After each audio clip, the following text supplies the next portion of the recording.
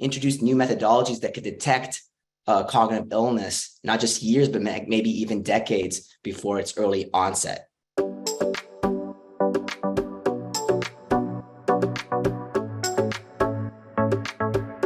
Hi, everyone. My name is Amir Bozorgzadeh. I am the co-founder and the CEO of Virtuleap, the company that is unlocking the neurosciences with the help of emerging technologies like virtual reality. Since coming out of stealth a year and a half ago, we've accrued 57,000 plus in early registered users without any marketing. We've won 1.7 million in commercial agreements, and we've been the recipients of 14 industry awards, including the digital health category at the Extreme Tech Challenge and the healthy aging category by the Unit Innovation Agency this year. Our company is addressing how does emerging technologies like virtual reality address the huge impact that cognitive disorders like Alzheimer's disease are having on society? And how do startups take a stand in applying these frontier technologies to better profile the cognitive health of individuals, and better yet, introduce new methodologies that could detect cognitive illness, not just years, but maybe even decades before its early onset?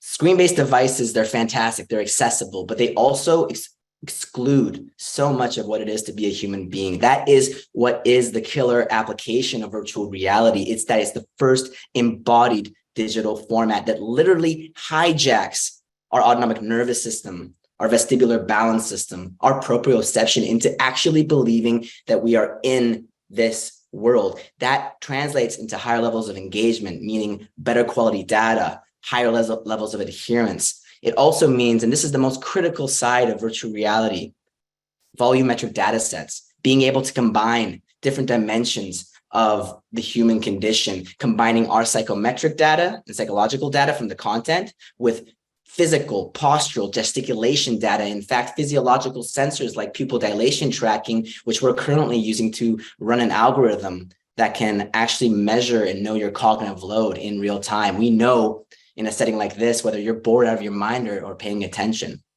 And so our flagship product at Virtuleap is called Enhanced VR. It's a library of 15 cognitive exercises in virtual reality designed to test and train a range of cognitive abilities like the ones you know, memory, problem solving, information processing. But in fact, because it's embodied, we can also be able to measure and test and evaluate spatial orientation, spatial audio awareness, motor control skills.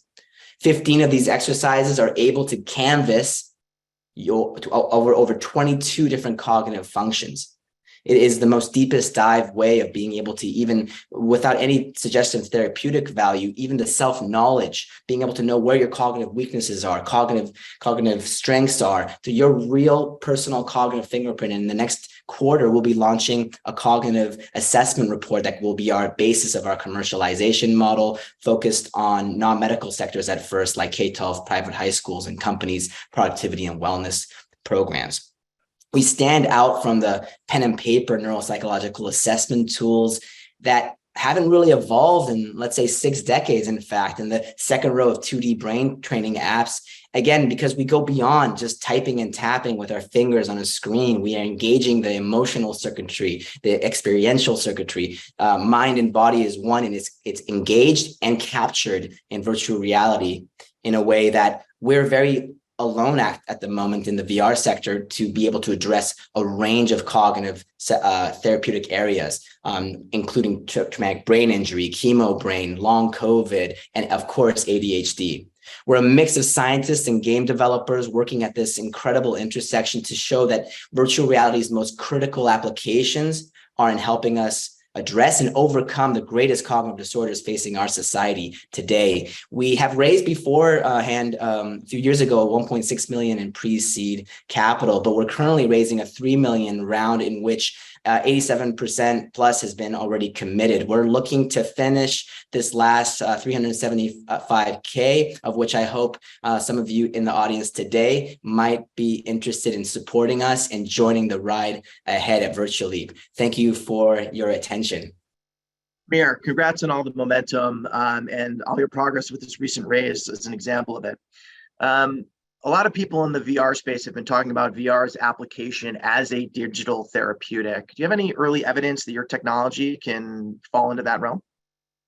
As of last summer, we finished our first early pilot in which we demonstrated that we can increase processing speed in university students with attention deficit. So ADHD is really that prime sector in which we're seeing companies like Achille and Lumosity, Lumos Labs really show what they can do with digital formats as a therapeutic when someone has a cognitive deficit. And I think virtual reality reflects and represents the Rolls Royce of the digital therapeutics for anything addressing a cognitive state.